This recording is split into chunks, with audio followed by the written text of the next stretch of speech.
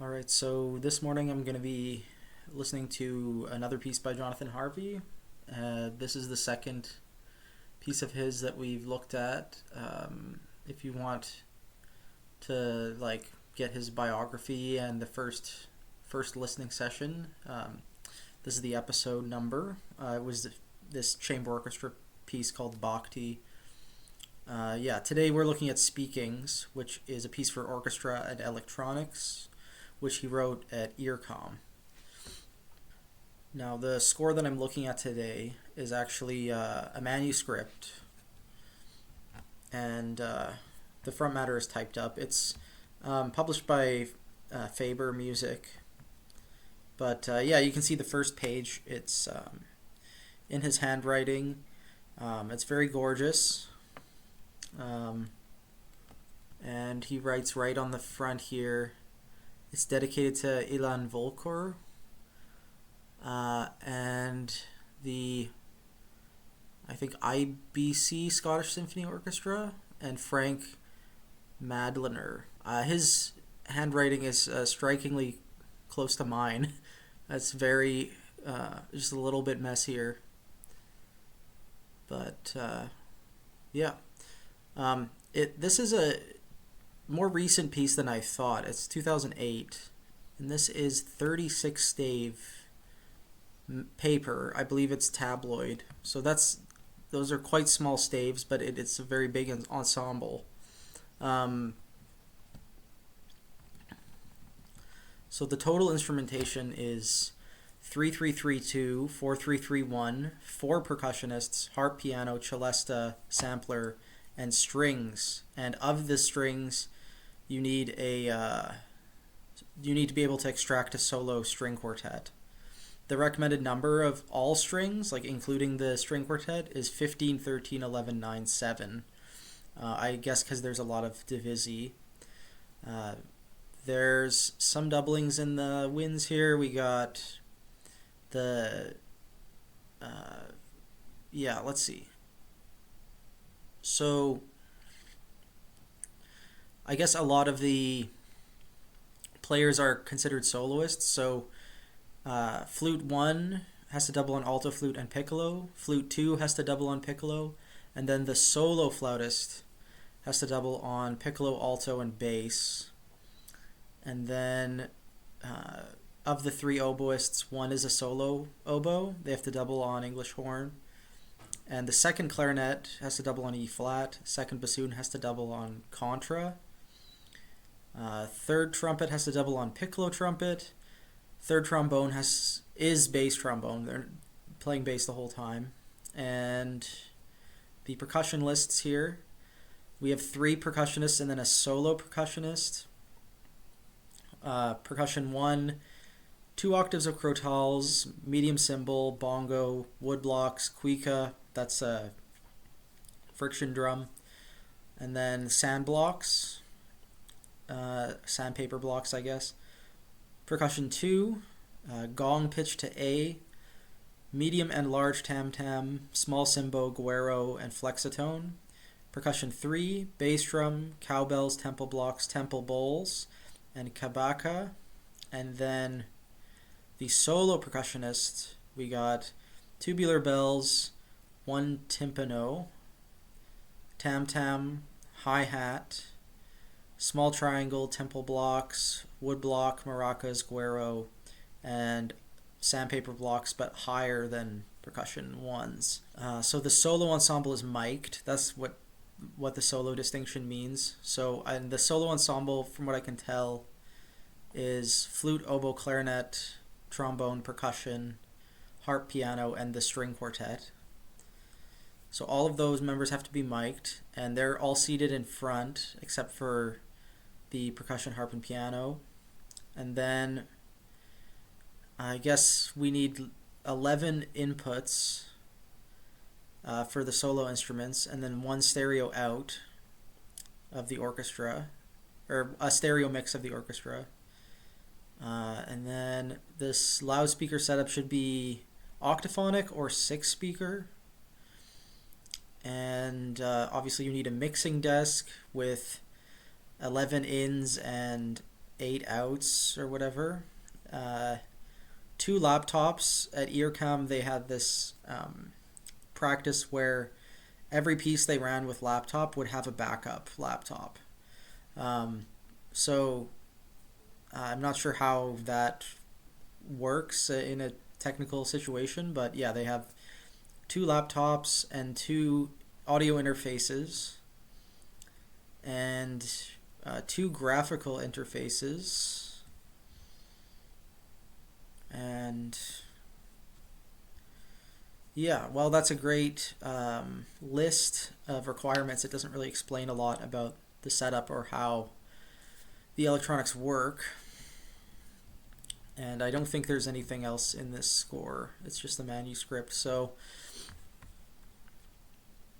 I guess it'll be a mystery. I know that Earcom has a library, and they do publish a lot of stuff online about every piece that was written there. So I would just look it up on your own time.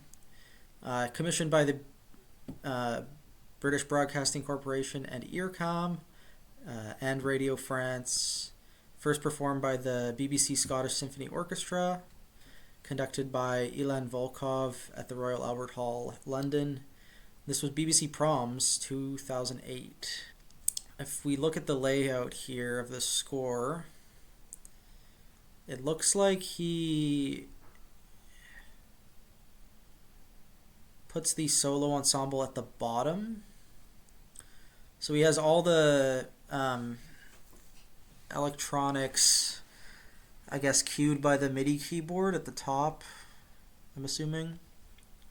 And then you would have winds and brass up here too, and percussion, and then strings, and he has a lot of divisi, and even here in this first page, so he lists the stand numbers, and then the solo ensemble's at the bottom. So it's kind of an interesting way of scoring it. And it seems like he just has one system per page, regardless of how many people are playing. And I guess he keeps people to their stave, even if he doesn't list every instrument on every page. So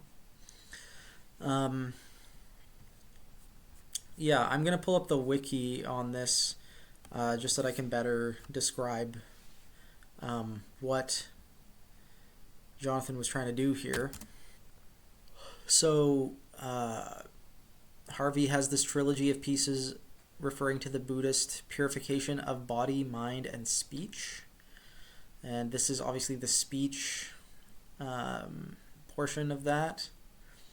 It's called Speakings. And the idea is that the orchestra is learning how to speak. And it's like listening to a highly expressive language that you don't understand as a baby, basically, and learning language for the first time. That's sort of what he's trying to evoke with this piece. I guess he says here, in Buddhist mythology, there is a notion of pure speech in the form of mantras, which are like half song, half speech. And